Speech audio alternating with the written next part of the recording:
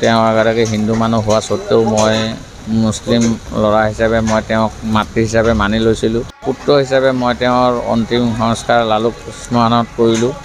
তেওঁৰ মুখা অগ্নিখিনি কৰাৰ পিছত বাকী কামখিনি কৰিবলৈ ৰাইজক লগত লৈ মোৰ বন্ধুবৰ্গক লগত লৈ আজি শ্ৰাদ্ধৰ কামখিনি সুকলমে ৰাইজক লৈ আজৰি কৰিছোঁ।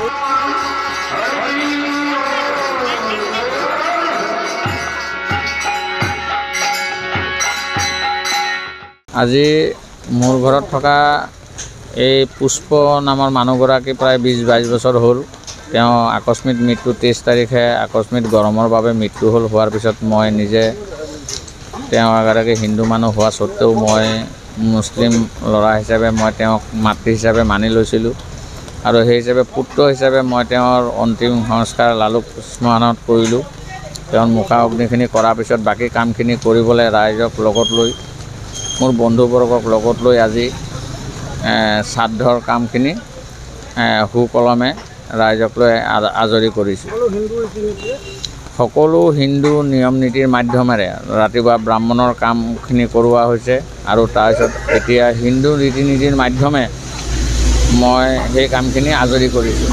আজিৰ দিনটো আপোনাৰ ৰাতিপুৱা প্ৰথমতে ব্ৰাহ্মণক দি পেলাই আপোনাৰ এই ব্ৰাহ্মণৰ কামখিনি আদায় কৰালোঁ নৈ পাৰত। কৰাই পেলাই পিছত এতিয়া দিনটো ৰাইজৰ অতিথি যিখিনি নিমন্ত্ৰিত অতিথি আছিলে তেওঁলোকক অতিথি সেৱা কৰাৰ পিছত এতিয়া ৰাতিলৈ আকৌ নাম এভাগ দিয়া কীৰ্তন দিয়া হৈছে। কীৰ্তনৰ এতিয়া কীৰ্তন হ'ব, কীৰ্তন ভাগ দিয়া হৈছে। তাৰপিছত আপোনাৰ লাষ্ট আৰু তেওঁৰ পিণ্ডটো দান কৰিবৰ কাৰণে আজি কীৰ্তনৰে এজনক দায়িত্ব দিয়া হ'ব। তেওঁ গয়া কাচি গৈ পিণ্ডটো দান কৰি দিব, তেতিয়া মই মুক্তি বুলি ভাবিম। আৰু আজি ইয়াত এখন কাজকৰ্ম চলি আছে। কাজকৰ্মখন পাতিছে আমাৰ ইয়াৰে ওচৰ চুবুৰীয়া ৰচিদ দায়ে। আচলতে কি হ'ল, ৰচিদ দাৰ ঘৰত এগৰাকী মানুহ যোৱা 22 বছৰ দিন ধৰি আছিলে আৰু এই মানুহগৰাকীক ৰচিদ দাই নিজৰ মাতৃ হিচাপে জ্ঞান কৰিছিলে। কিন্তু অকস্মাত গৰমে সহ্য কৰিব নোৱাৰি মানুহগৰাকী মৃত্যুবৰণ কৰিলে। তাৰপিছত আজি সম্পূৰ্ণ হিন্দু ধৰ্মীয় ৰীতি নীতিৰে আদ্যশ্ৰাদ্ধ পতা হৈছে। তাৰ বাবে আমি ৰচিদ দাক ধন্যবাদ দিছোঁ। ৰচিদ দাই সঁচাকৈ এটা বহুত ভাল কৰ্ম কৰিছে। চাবলৈ গ'লে ইয়াত ধৰ্ম বুলি কোনো কথা নাই, হিন্দুৱেই হওক বা মুছলিমেই হওক, প্ৰথমতে আমি মানুহ আৰু সেই বস্তুটো ৰচিদ দাই ভালকৈ বুজি পাইছে।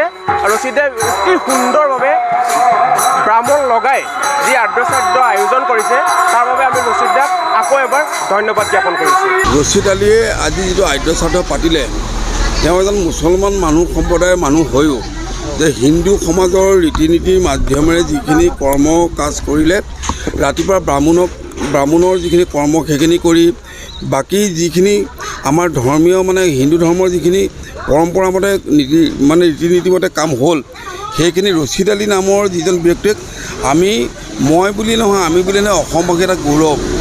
আজি বিজেপি চৰকাৰে যিখিনি কাণ্ড কৰিছে, হিন্দু মুছলমানৰ ৰাজনীতি কৰিছে, এনেকুৱা এটা দিনত ৰচিদ আলী ডাঙৰীয়াই এনেকুৱা এটা নিদৰ্শন দেখুৱাইলে, এইটো অসমবাসী নহয় গোটেই ভাৰতবাসীৰ কাৰণে এটা গৌৰৱান্বিত কথা।